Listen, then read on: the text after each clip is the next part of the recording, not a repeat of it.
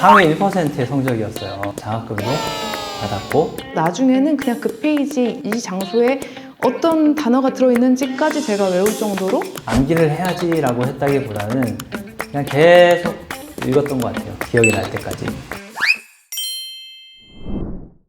안녕하세요. 박희연 변호사입니다. 김정세 변호사입니다. 김하는 뭐예요? 김정세 변호사 하이 라는 뜻입니다. 박하예요. 그러면 저는 박하. 김하. 우리 오랜만에 우리 부부 변호사가 같은 자리에 모였는데 오늘은 좀 특별한 이야기를 해보려고 합니다. 바로 어떻게 하면 변호사가 될 수 있는지, 그리고 어떻게 공부했는지, 변호사 시험을 어떻게 하면 잘 볼 수 있는지, 이런 부분에 대한 좋은 꿀팁들을 준비했으니까 기대해 주세요. 오늘 그럼 공부 특집이에요? 아, 특집은 너무 거창하고 네, 아무튼 그렇습니다. 네, 해봅시다. 오늘은 할 이야기가 좀 많아가지고 키워드로 좀 준비를 해봤어요. 구독자 여러분들도 이 키워드 보시면서 이 키워드에 무슨 내용 나오지? 한번 추측해보시면서 같이 들어보시는 것도 재밌을 것 같아요. 그럼 첫 번째 키워드 한번 가볼까요? 네, 자, 첫 번째 키워드입니다. 짜잔! 운명, 우연. 이건 어떤 키워드죠? 이건 어떤 키워드냐면 우리 변호사가 되는 길이 진짜 쉽진 않았어요. 그죠? 근데 왜 그 어려운 길이 우리가 선택을 했을까에 대한 이야기를 한번 해보려고 합니다. 네. 저는 뭐 얘기 드렸지만 저희 이제 박 변호사님께서 저희 부친이시고, 그러니까 어렸을 때부터 당연히 이제 변호사가 되어야 한다라는 그런 생각을 하고 살아오고 있었는데, 어렸을 때부터 전 좀 그랬어요. 친구들이 그렇게 상담을 해요. 제 친구의 친구가 저한테 연락을 해서 그냥 연애 상담을 하기도 하고, 자연스럽게 이런 상담하는 게 나한테 맞구나 라는 생각도 했고요. 그리고 되게 어렸을 때 제 단짝 친구가 있었는데 그 친구가 이렇게 이혼 가정에서 컸던 친구예요. 그래서 그거로 인해서 이제 친구가 얼마나 힘들어 했는지 이런 부분도 좀 많이 느꼈던 것 같아요. 그래서 너무 자연스럽게 이혼에 대한 생각을 많이 하게 되고, 그렇게 변호사에 대한 꿈을 되게 구체적으로 꿀 때 나는 이 가사 관련된 거, 특히 이제 이혼 관련된 변호사를 해야겠다 이런 생각을 자연스럽게 했던 것 같아요. 그럼 김 변호사님은요? 변호사를 하게 된 이유는 제가 이공계 학부를 전공을 했거든요. 진로 고민을 할 때가 됐어요. 마침 그 당시에 로스쿨이 개원을 하게 됐어요. 그래서 시험 삼아 로스쿨에 입학할 수 있는 법학 적성 시험 니트를 한번 봤죠. 기출 문제를. 근데 잘 나오는 거예요, 성적이. 그냥 봤는데. 그래서 이게 내 적성에 맞나 시험을 봐서 좋은 성적이 나와서 이제 로스쿨에 입학을 하게 됐어요. 얼마나 좋은 성적이었죠? 상위 1%의 성적이었어요. 그래서 장학금도 받았고 이제 그런 식으로 적성을 찾아서 갔던 것 같습니다. 우연히? 네.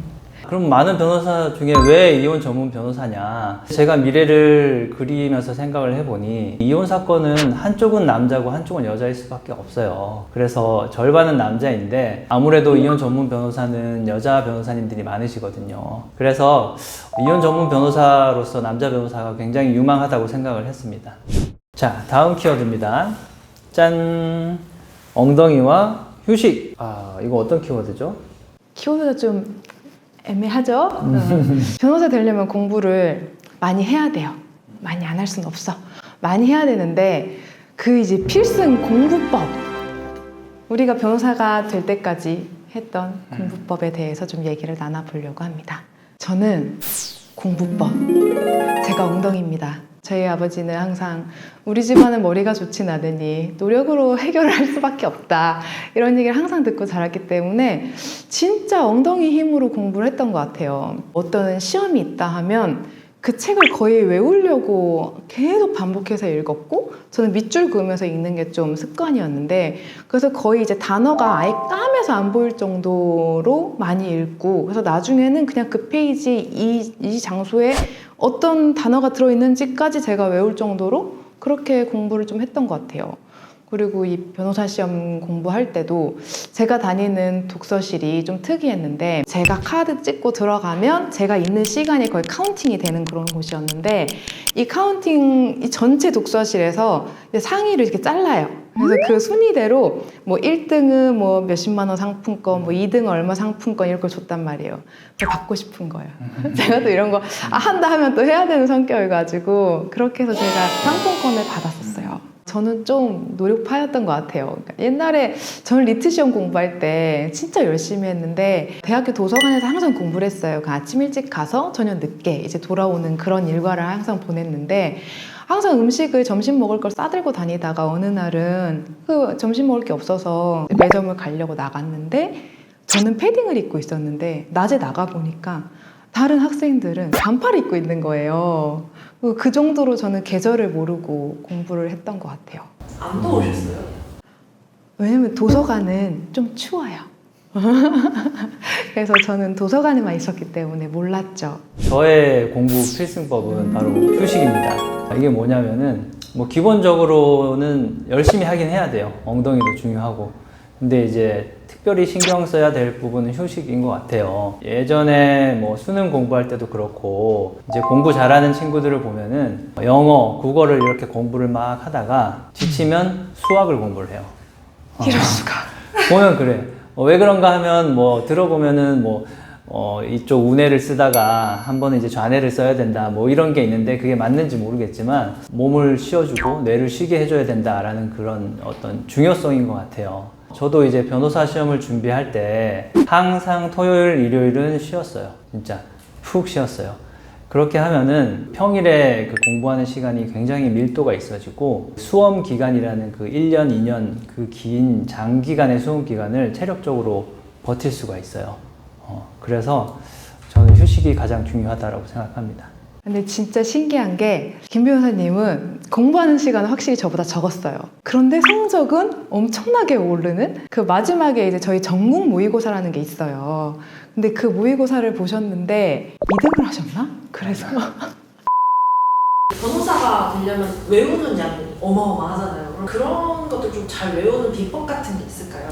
저는 잘 외우지를 못하기 때문에 그 풀 센텐스나 뭐 풀 단어를 외우는 건 좀 힘들었어요. 연상 암기법 이렇게 있어요. 예를 들면 뭐 영어 단어로 리벤지, 나 발음 너무 안 좋네요. 리벤지, 그러니까 복수 이런 단어를 외우고 싶은데 리벤지를 외우려고 하면 안 외워져. 근데 이거를 연상을 하는 거죠. 리벤지, 벤지가 약간 반지 같잖아요. 벤지, 반지 했는데 약간 반지, 제왕 이런 게 떠오르면서 뭔가 복수를 해야 될 것만 같아. 그렇게 해서 리벤지 했을 때 반지, 복수 이렇게 외우는 저는 그런 식으로 많이 했던 것 같고 여러 개 있는 거를 한꺼번에 외워야 될 때는 앞글자 따기.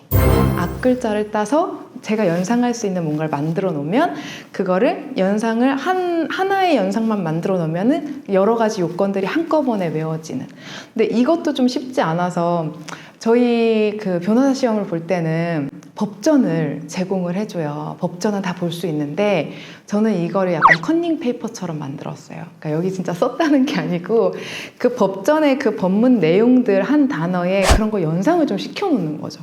그래서 이 법조문을 봤을 때 이 단어를 보고 다른 게 연상이 되고 그래서 그 하나의 판례 문구 같은 거를 제가 대충 쓸 수 있게끔 그런 식의 연상 이런 걸 좀 많이 했던 것 같아요. 저는 암기를 하는 게 너무 싫었어요. 네, 너무 싫어서 그냥 계속 읽었어요. 자동적으로 기억이 되도록. 그리고 이렇게 계속 읽어서 이해가 되고 나면은 일단 암기를 하고 나서도 그 기억이 오래 가거든요. 또 심지어는 이제 암기한 것 중에서 어느 일부분만 기억이 나더라도 그 다음 게 생각이 나요.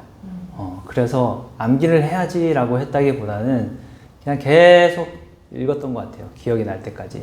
근데 이제 짧은 시간에 반드시 암기를 해야 된다. 이런 게 있으면은 또 암기법으로는 그게 최고인 것 같아요. 그 내가 암기해야 될 그런 단어나 문장들에서 한 글자씩만 따서 그 한 글자로 말을 만드는 거. 뭐 두 문자 방식이라고도 하고 그런 방법이 있는데 그게 진짜 최고입니다. 똑같네요. 네.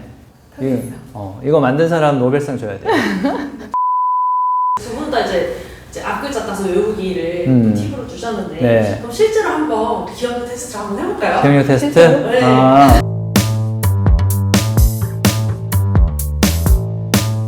12개밖에 안 되니까 12개나. 12개밖에 안 되니까 자 준비 시작 4, 3, 2, 1 땡! 자 이제부터 적으시는 아, 나 다 못했어.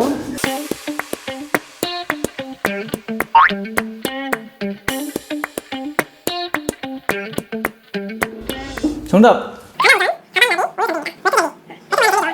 그리고 강아지의 비밀 노래 소설입니다.